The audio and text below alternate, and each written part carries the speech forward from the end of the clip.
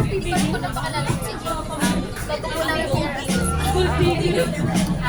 hindi ko sabi sa'yo, pag hindi ko sa'yo, guwapo.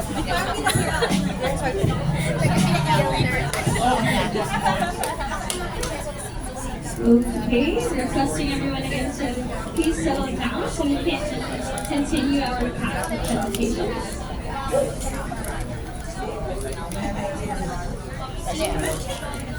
Ayusin ko lang pa.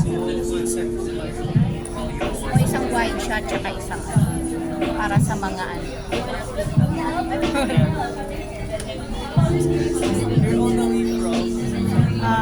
Quezon City pa.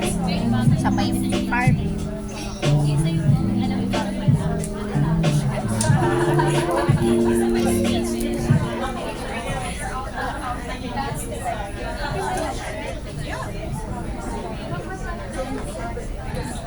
Okay. Now that we're all settled in, let's move on to the next few presentations. I'm sure the girls are holding their breaths. Medyo kinakabahan na. Kaya ako sila nakikita parang kayong gilig. No, but seriously, huwag na natin patagalin to. Please come up to the stage, Team Pinpoint. Cherished Jania, Michaela, Janelle, and Ax created a comprehensive location profiling system for a telecom company by analyzing both demographic and geographic data. The goal is to develop detailed area profiles that not only enhance network planning and optimize service delivery, but also refine targeted marketing strategies. Again, they are given 20 minutes to present, and the audience is given 5 minutes for questions. Team Pinpoint, take it away. Okay, good afternoon. I hope you're still awake. Are we still awake? Okay, we are indeed excited to present to you the results of our effort for almost a month. Isn't it right? Okay. So, together with me are my teammates. We are Pinpoint, and by the way, I'm Nia. This study will not be possible, of course, with our sponsor in the telco company. Today, we will be talking about the power of location. But the question is, why does location matter? Do you ever think of that? Why does location matter? Some will say when they're looking at the direction, they're checking their Google map for them to know where to go if they're not familiar with the location. Others will say when they're choosing where to work, when deciding where to work. Others will also say, I wanted to know the most accessible location for me to treat my family members or my loved ones. Or others, of course, do you know Judith? When Judith is waving, you're Judith. You look for the nearest bank, right? Or Bayad Center for you to be able to pay your bills. Location is indeed relevant or important in the different industries, specifically in the telco.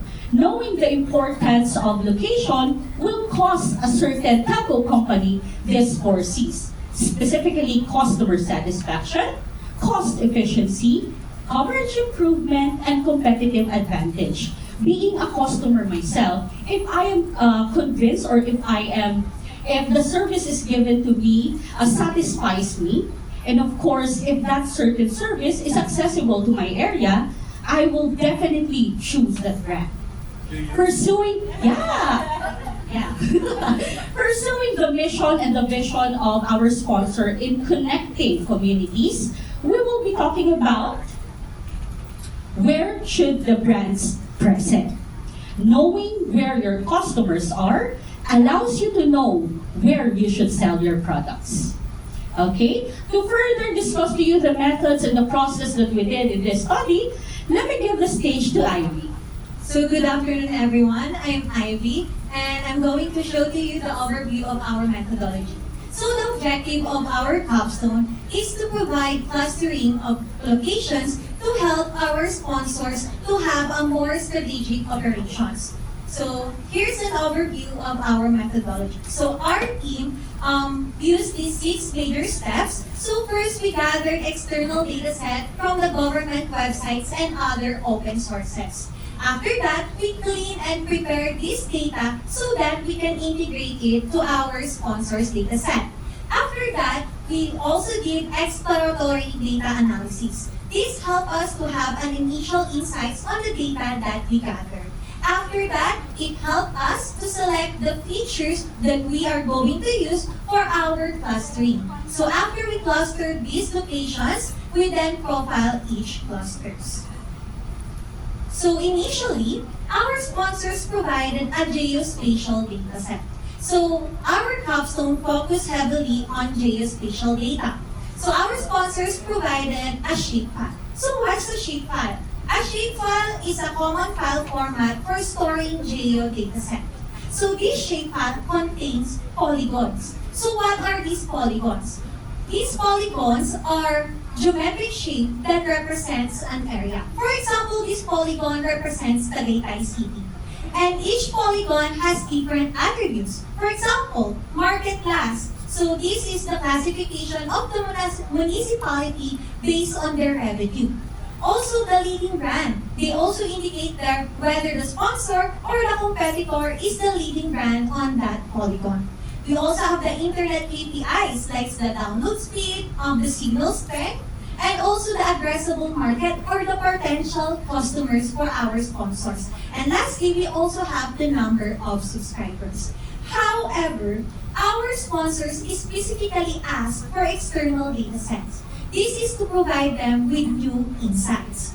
So, one valuable external dataset that we found is the Cities and Municipalities Competitiveness Index, or the CMCI data provided by the DTI. So CMCI provided scores for different indicators and 5 major pillars for each 1,633 municipalities in the Philippines. So these 5 major pillars are economic dynamism, government efficiency, infrastructure, resiliency, and education. And the scoring here is they are scored from 0 to 20. The closer you are to 20, that means that you are more competitive on that pillar. Okay? However, the problem here is that this dataset is not readily available as an Excel file or as a CSV file. And also, since this is a huge dataset, they were divided into several web pages and different categories. So, getting them manually will be time-consuming for our team. So, our solution, web scraping. With the help of our mentor, we were able to web scrape this huge dataset using Python, Beautiful Soup, Panda, and Request. In addition to our CMCI data, we also use the barangay identification provided by the PSA. So they indicate whether the barangay is a rural or an urban place. And also, to have more knowledge or to have more data about each polygon, we also thought that what if we get the facilities where we think there will be a high traffic of people or we require good signals such as schools, hospitals, right? So using the data points from Humanitarian Data Exchange, which is managed by the United Nations, we then integrated these data points to the polygon file provided by our sponsors.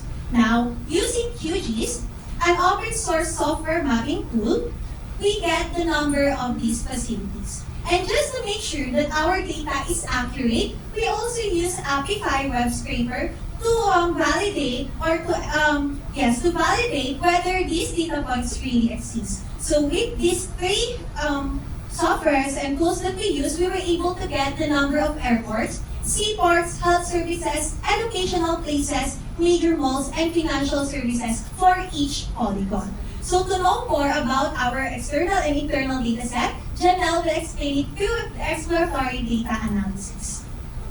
Alright, hello everyone. My name is Janelle, and I'm here to give initial insights of our data. So to start with, we have an overview of our polygons given by our sponsor.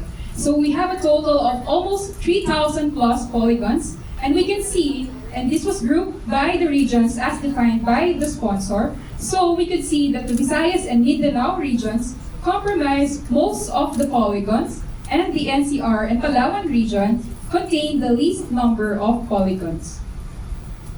Next, our dataset also includes geographically isolated and disadvantaged areas. Now, what are these? According to DSWD, these are areas that are physically and socio-economically isolated from the rest of mainstream society. So overall, 59% of our polygons contain GIDAs. Next, this is also the distribution of our polygons per region and per market class. Now for our market class, it ranges from the key cities up to the 4th to 6th class municipalities. Now an example of our key city is Makati City, which is highly urbanized and highly populated. And an example of our 4th to 6th class municipality is Gasan Marinduque, which is a 4th class municipality. So from our distribution, most of the polygons in Luzon are 1st class municipalities. Next, the NCR and Palawan region contain most of the key cities, and for the Visayas and Mindanao region, they contain most of our 4th to 6th class municipalities. We also determined the price plan, or what do the subscribers usually buy per region. So over here, we have our number of households, and over here we have our price plans starting from the lowest to the highest. So for each region, for the Luzon and Visayas and Mindanao regions, most of the price plans availed is the lowest, the 1 to 174 pesos, and for the NCR and Palawan regions, they usually avail the second highest price plan. Next, we also looked at the mobile characteristics of our polygons and aggregated it by province. So over here, our mobile download speed for the sponsor, it leads in only 58% of our polygons. And for our mobile signal strength, it's a lot lower. The sponsor leads in only 14% of the polygons. Next, for our broadband characteristics, the broadband download speed for the sponsor leads in 54% of the polygons. Meanwhile, the same trend, a lower broadband signal strength, the sponsor leads in only 40% of these polygons. So also, we checked the behavior of our subscribers over a certain region of the map. So over here on your left, we could see the number of subscribers leaving our sponsor, and on the right, we could see the number of subscribers that are joining the competitor. So over here, the darker the color is, the higher those numbers are. And as we can see from the trend here, most of the polygons with a high churn or the number of subscribers leaving are also, most of them are the same as the polygons with a higher number of subscribers, new subscribers joining the competitor. So based on our data, we use random forest classifier to determine the top 6 feature importances that we could use for our clustering. So, highlighted over here is the economy, internet, employment, population density, which we gathered from our external data, and the marketable household and the addressable market, which we gathered from the internal data. So, and that's it for me. So for our clustering, may we call on Micaela. Hello everyone, I'm Mika, and I will be discussing the clustering and the profiling. So, to be able to identify the location groupings, clustering was chosen over the other machine learning techniques because this allows us to uncover the natural groupings within the data. We also use in our analysis the K-means clustering and Davis-Baldwin index to determine the optimal number of the groupings. And from this, we were able to come up with 4 clusters or groupings. And the following are the distribution. For the cluster 0, we got an 886 number of polygons. For cluster 1, 1,082 number of polygons. For cluster 2, we got 696 number of polygons. And for cluster 3, we got 465 number of polygons.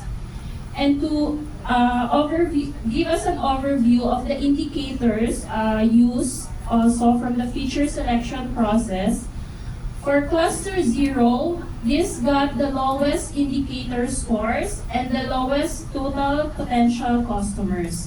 For cluster 1, it got moderate indicator scores and a high number of potential customers. For cluster 2, we got high and strong number of indicators and a moderate number of addressable market, reflecting a more balanced mix of rural and urban features. And for cluster 3, that got the highest economic score, internet capability, and employment indicator, as well as a high number of total addressable market. Furthermore, cluster 0, or the growing communities, got the total potential customers at 4 million. It's mostly rural municipalities, and 33% are 4 to 6 class municipalities. It also got a 67% of GIDA. And for cluster 1, which are the strategic investments or the highly populated urban centers, this got a large number of potential customers, which is at 36 million. It's mostly rural and a mix of first class and second to third class municipalities. For cluster 2, or the balanced developments, this got a 5 million total potential customers and a mix of 4 to 6 class municipalities and first class municipalities. And for the cluster 3, which are the top market zones and highly developed areas, this got a total 38 million of total potential customers and 33% are key cities. And to discuss further our recommendation and insight, I'd like to call on Anne. Good afternoon, everyone. Hi, I'm Anne. So in order for our sponsors to know the focus on where they should increase their presence, brand presence, we have came up with these recommendations. First, with cluster 3, the top market zones, the highest scorers for the economic indicators. When it comes to the category of the polygon share lead for broadband, we observe that our sponsors led 80% of the polygons in this cluster. However, for our recommendation, we would like to focus on these 20% that are led by our competitors. Okay, so our sponsors may invest in upgrading internet to accommodate the 6 million additional customers in this particular polygon. Okay, we also recommend that our sponsors promote services price range from 2,001 pesos to 2,899 pesos to these polygons because these services are the most availed for the 80% of the polygons. One example of the polygon under this 20% is Laguna, Binyan, Southwood, Brent. Next recommendation, still in cluster 3 but with different category, which is for polygon Facebook churn share. We observe that our sponsors has greater churn share compared to our competitors with the 70% of the polygons in this cluster. So as a recommendation, our sponsors may upgrade infrastructures in the 760 polygons with higher churn rates compared to the competitors. But why are we recommending that? Based on the data, the sponsor mobile signal strength for this cluster is weaker and lesser than the competitors. Okay, next. For cluster 2, the balanced developments. For the balanced developments cluster 2, okay, so this cluster has the highest average of internet capability.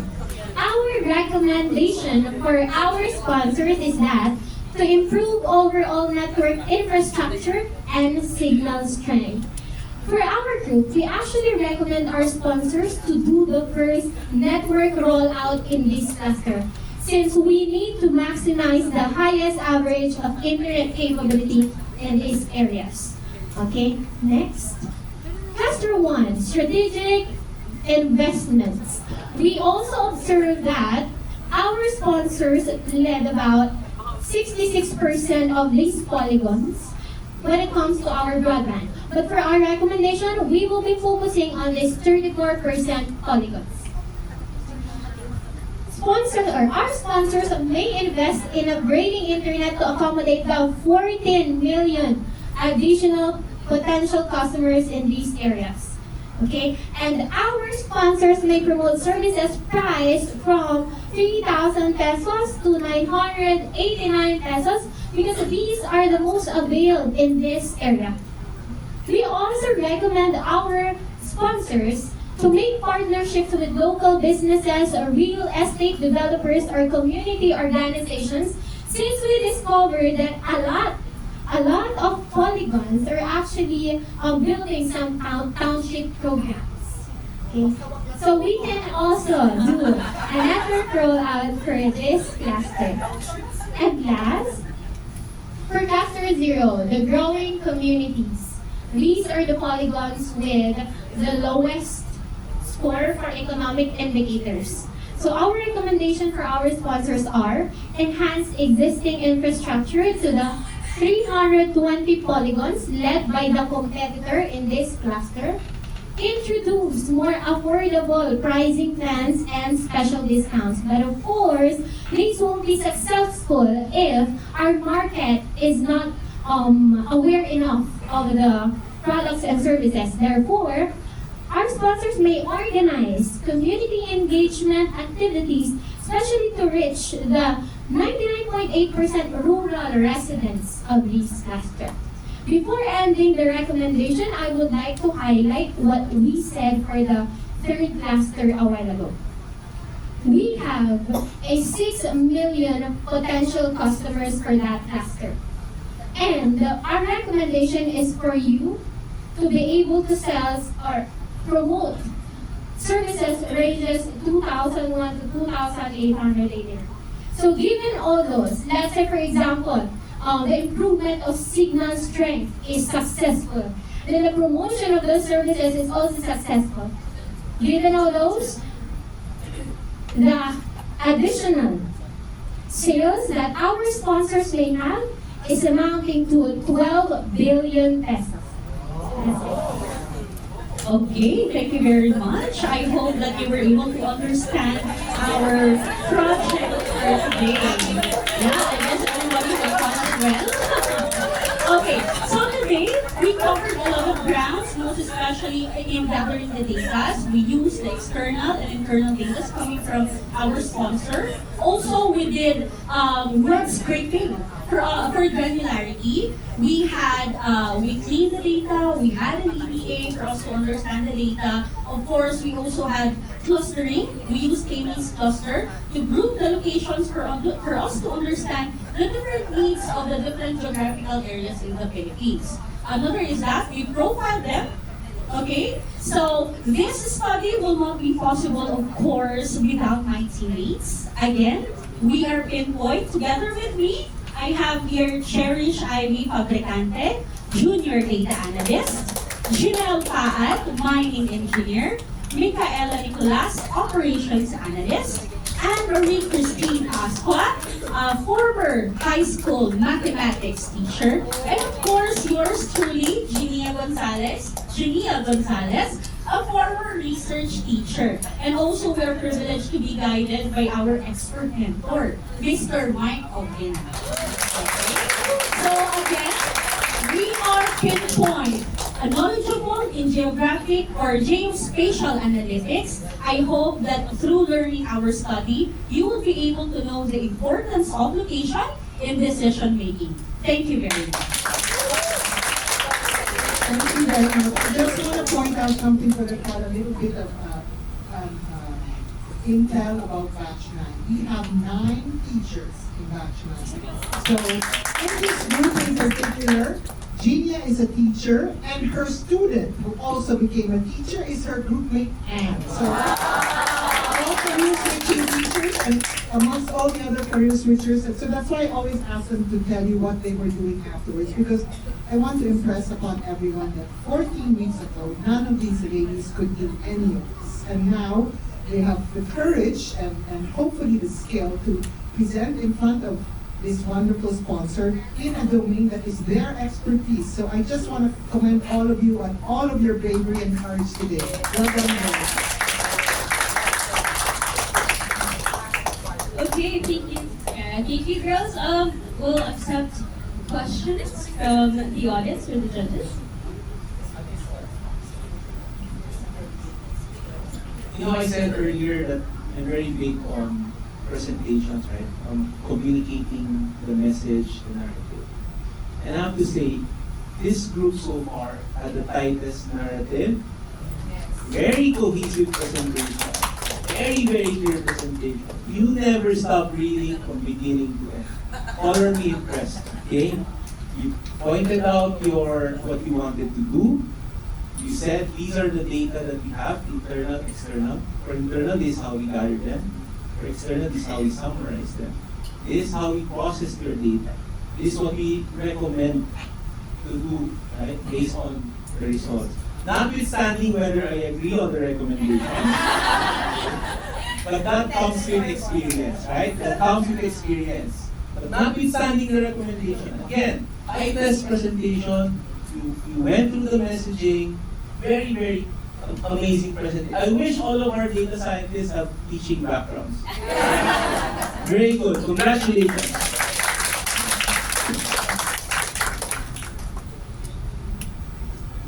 Hi, good afternoon. So, congratulations. So I would like to echo what Gilbert said, right? Very succinct presentation, very on point. I think you understood, and I think you were the most relaxed so far.